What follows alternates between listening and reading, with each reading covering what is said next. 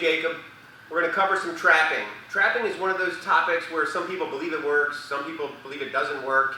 In Fighting Evolved, we actually have what we call functional trapping.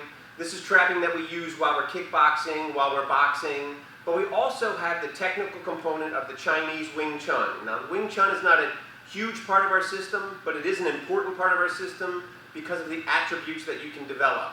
There's no system that's going to teach you relaxation, line familiarization, center line control, economy of motion, things that are absolutely critical when you're fighting in close quarters.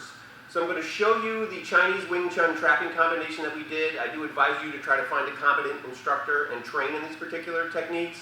I'll also run through a few things when I refer to functional trapping that Jacob and a lot of the students I train who kickbox and compete in MMA use on a routine basis. So if Jacob's hands are up and we're here, in terms of functional trapping, again, kickboxing, boxing, or trapping for the street, there's a lot of different things that you can do. One of the things is a simple hand check. When we're fighting in close quarter, I'll check his hands. Now this hand check may turn into a technique where I bridge the gap. I may be also in here punching with some boxing punches. I'll strip his lead and come back and punch. I may be in here working and I'll strip with my lead hand and come back 2-3-2 and punch. If you watch your Dutch kickboxers, these guys are exceptional at this. If you see Vasil Lomachenko, who's another guy who does a lot of hand trapping. So it does work in the competitive arena. If we're on the street, the trapping changes a little bit, the functional trapping.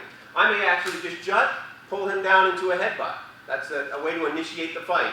I may also clear this lead barrier, destroying it, bridging that gap, and closing. I may destroy this barrier, bridge the gap, and close. So these are examples of functional trapping. Now we're actually going to break down the Wing Chun combo that we did earlier.